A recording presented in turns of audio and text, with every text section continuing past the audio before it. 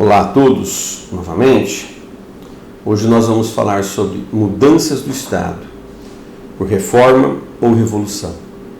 Antes, contudo, de nós adentrarmos na matéria, é necessário nós fazermos um prólogo. Pequeno, mas é necessário. Nós precisamos ter ciência do que é um Estado ideal e do que é um Estado real. Estado ideal, eu vou volver a Platão, que diz o seguinte: é o que quer viver no bem, na justiça e na verdade. Esse é o estado ideal para Platão. É o que caracteriza o bom governo, é aquele que tem como finalidade o bem do homem. O verdadeiro bem do homem é o seu bem espiritual. Isso é o chamado estado ideal. E nós temos o chamado estado real, que eu trouxe para vocês, que é do Del Vecchio, que diz o seguinte: cada estado convive em muitas vontades sociais, pois cada indivíduo e cada grupo social tem suas ideias a respeito da melhor forma de convivência. Esse é o chamado estado real. Eu deixei em outra cor dizendo o seguinte: o estado que decorre da realidade, que reflete a síntese das aspirações da maioria do povo, corresponde à vontade social preponderante. Eu deixei com um objetivo, eu deixei isso marcado com um objetivo, tá? Eu vou reler e explicar. O estado que decorre da realidade e que reflete a síntese das aspirações da maioria do povo corresponde à vontade social preponderante, ou seja, aquele estado que está preparado para atender de forma mais célere possível a vontade de seu povo, tá? Só que aí eu vou me deparar com um problemazinho em questão de governantes, tá? Segundo o autor chamado Batista Moldin, no seu livro Curso de Filosofia, ele fala sobre a verdadeira e a falsa política. A verdadeira política tem por finalidade cuidar da alma. Ele já faz um link aí com Platão. Não cuidar da alma no sentido espiritual, mas cuidar para que o homem viva melhor. E este melhor ele o trata como alma. E o falso político cuida do corpo, do prazer do corpo e de tudo que é relativo à dimensão inautêntica do homem, ou seja, as vontades efêmeras, né?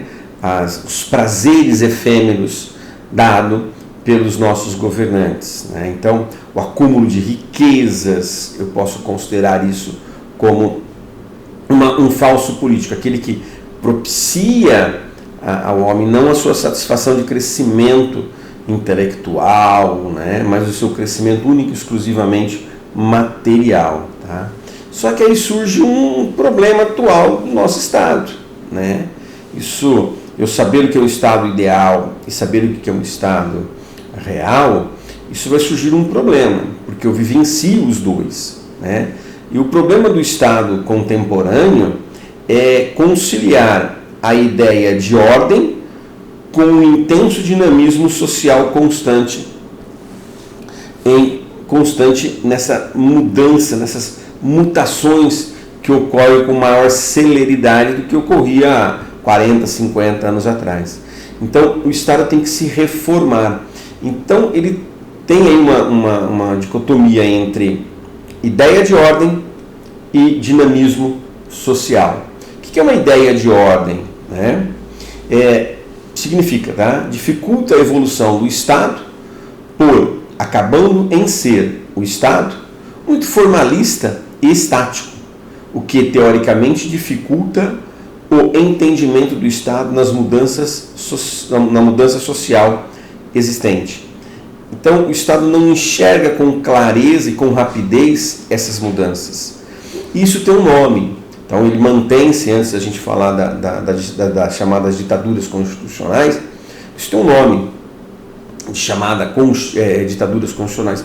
Isso tem um fator, né? Aquele Estado que não consegue visualizar os problemas sociais e, ao mesmo tempo, dificulta a solução desses problemas sociais, né? Em nome de uma Constituição pré-existente, de mudança de paradigmas, mudanças radicais ou mesmo mudanças, eles sentem um certo medo, né? Isso é denominado ditaduras constitucionais. Tem como característica salvaguardar a ordem constitucional. É avesso a mudanças ditas como tradicionais, ou seja, eu sou extremamente formalista e antigo. Tenho medo dessas novas mudanças, né? E aqui vem uma pergunta que vocês mesmos vão responder para vocês, tá? Quem tem desejo de manter como está?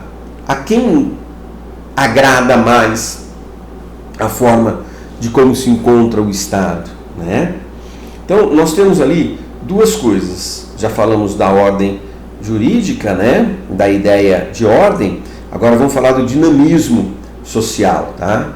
Constante mutação nós estamos vivendo. A sociedade está pleiteando de forma contínua e de forma mais célere.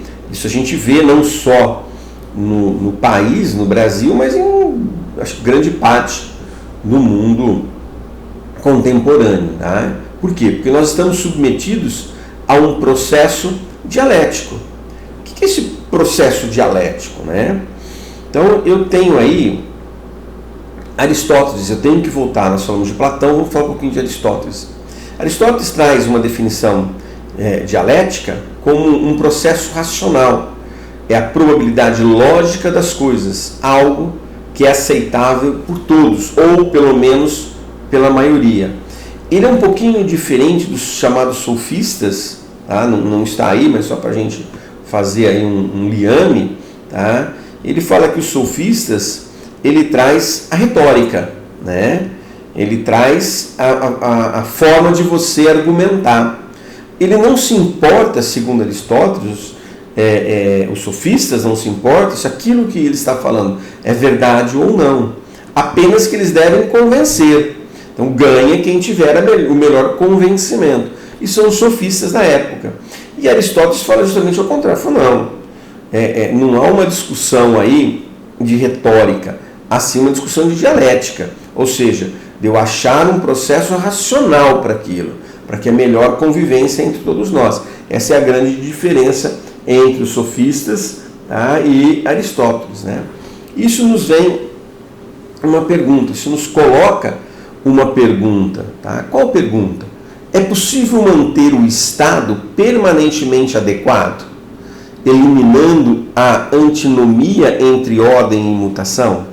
Ou seja, é possível eu manter as duas razões, os dois que detêm argumentos fortes, tanto a ordem quanto as questões evolutivas sociais, as duas têm argumentos fortes para convencer. Então, como é que eu vou me colocar nesses dois? Como é que eu faço a mudança usando esses dois como fatos verdadeiros?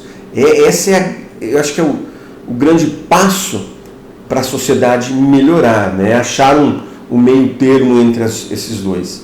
E até agora a gente tem duas fórmulas, tá? Ou a evolução, que vocês podem entrar como reforma, eu vou tratar aqui como evolução, ou com revolução. A evolução, quando ressaltamos a diferença entre as transformações efetivadas gradativamente. E a revolução é justamente as que ocorrem, essa mudança bruscamente, correto? Então eu tenho na evolução, trata-se do desenvolvimento natural e progressivo das ideias e dos costumes e da constante adaptação do Estado às novas condições da vida social. Então, o que ele está nos mostrando? Que o Estado também tem que estar aberto para isso. As suas instituições devem estar prontas, aparelhadas para entender as necessidades da sociedade e fazer isso com uma certa celeridade, sem fazer de forma abrupta, ou seja, sem atropelar nenhuma passagem. Isso é a questão da evolução. Agora eu tenho o contrário. Eu também faço essa mudança de estado, né, através da chamada revolução, que pode ocorrer que o Estado, ou por inadequação de sua organização, ou por despreparo ou maus propósitos de seus dirigentes, adote uma rigidez institucional que impeça a integração dos novos fatores de influência, ou até mesmo que formalize uma ordem conflitante com a realidade.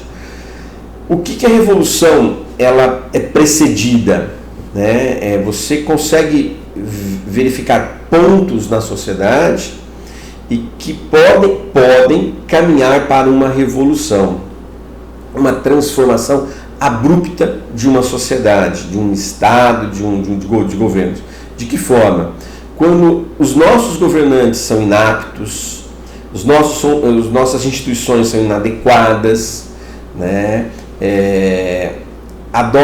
Nossos governantes adotam uma rigidez institucional muito forte, o que impossibilita esta mudança.